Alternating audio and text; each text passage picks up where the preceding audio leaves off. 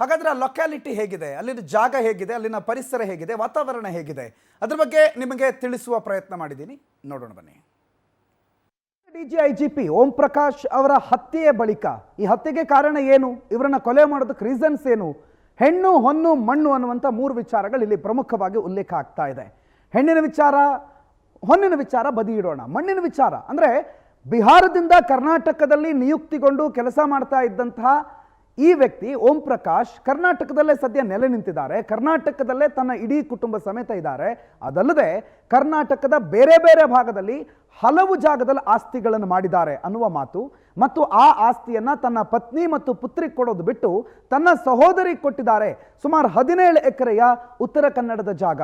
ಅದು ಯಾವ ಜಾಗ, ಏನು ಪ್ಲಾನ್ ಇತ್ತು ಮಾನ್ಯ ಸಾಹೇಬ್ರಿಗೆ ಅನ್ನೋದನ್ನ ಈಗ ನಾನು ನಿಮಗೆ ಎಕ್ಸ್ಪ್ಲೈನ್ ಮಾಡ್ತಾ ಹೋಗ್ತೀನಿ. ನಾನು ನಿಮಗೆ ತೋರಿಸ್ತಾ ಇರುವಂಥ ಜಾಗವೇ ಮಾನ್ಯ ಡಿಜಿಐಜಿಪಿ, ನಿವೃತ್ತ ಡಿಜಿಐಜಿಪಿ ಸಾಹೇಬರು ಹೊಂದಿರುವಂಥ ಜಾಗದ ಒಂದು ನೀಲನಕ್ಷೆ. ಇದು ಬಾಡಗುಂಡ ಅಂತ. ಇಲ್ಲಿ ಪಕ್ಕದಲ್ಲಿರೋದು ಸೂಪರ್ ರಿಸರ್ವಾಯರ್. ಈ ಸೂಪರ್ ರಿಸರ್ವಾಯರ್ನ ಪಕ್ಕದಲ್ಲೇ ಬರುವಂತಹ ಬಾಡಗುಂಡ ಅನ್ನುವಂಥ ಗ್ರಾಮ ಅಥವಾ ವಿಲೇಜ್. ಅದರಲ್ಲಿ ಕಾಳಿ ನದಿ ಹರಿಯುತ್ತೆ. ನೀವೆಲ್ಲ ನೋಡಿರ್ತೀರಿ ದಾಂಡೇಲಿಯ ರಿವರ್ ರಾಫ್ಟಿಂಗ್ ಅನ್ನ. ದಾಂಡೇಲಿ ರಿವರ್ ರಾಫ್ಟಿಂಗ್ ಇಲ್ಲೇ ಇರೋದು, ಗಮನಿಸ್ತಾ ಇದ್ದೀರಲ್ಲ, ಇಲ್ಲೇ ರಿವರ್ ರಾಫ್ಟಿಂಗ್ ನಡೆಯೋದು. ಅಂದರೆ ಈ ನದಿಯ ಅಕ್ಕಪಕ್ಕದ ಜಾಗ ಪ್ರವಾಸೋದ್ಯಮಕ್ಕೆ ಬಹಳ ದೊಡ್ಡ ಉತ್ತೇಜನವನ್ನು ಕೊಡೋ ಜಾಗ.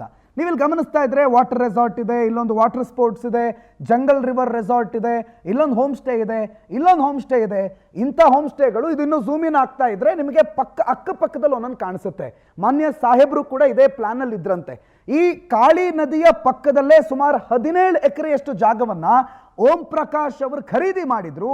ಆ ಜಾಗವನ್ನ ತನ್ನ ಸಹೋದರಿ ಹೆಸರು ಕೊಟ್ಟಿದ್ರು. ಒನ್ಸ್ ಅಗೇನ್ ಅವರ ಸಹೋದರಿ ಬಿಹಾರದವರೇ, ಬಿಹಾರ ಮೂಲದವರೇ, ಅವರಿಗೆ ಈ ಜಾಗವನ್ನ ಕೊಟ್ಟಿದ್ರು.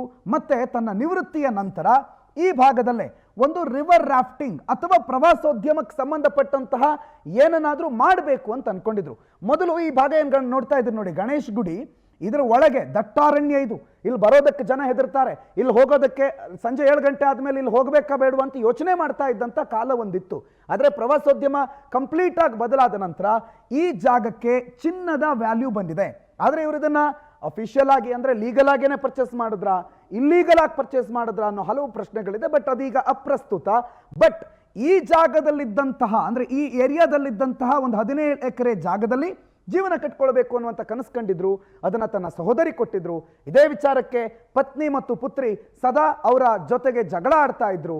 ಈಗ ಈ ಜಗಳ ಸಾವಿನಿಂದ ಅಂತ್ಯ ಆಗಿದೆ. ಅದಕ್ಕೆ ಹೇಳೋದು, ಹೆಣ್ಣು ಹೊನ್ನು ಮಣ್ಣಿನ ವ್ಯಾಮೋಹಕ್ಕೆ ಬಿದ್ದವ ಹೇಗಾದ್ರು ಅಂದರೆ ಆತನನ್ನ ಮುಗಿಸೋದಕ್ಕೆ, ಆತನ ಅಂತ್ಯವನ್ನ ಕಾಣಿಸೋದಕ್ಕೆ ಈ ಹೆಣ್ಣು ಹೊನ್ನು ಮಣ್ಣೆ ಸಾಕಾಗತ್ತೆ ಅನ್ನೋದಕ್ಕೆ ಮತ್ತೆ ಓಂ ಪ್ರಕಾಶ್ ಬಹಳ ನಿದರ್ಶನವಾಗಿ ನಿಂತಿದ್ದಾರೆ. ಅವರ ಸಾವಿನ ತನಿಖೆ ನಡೀತಿದೆ.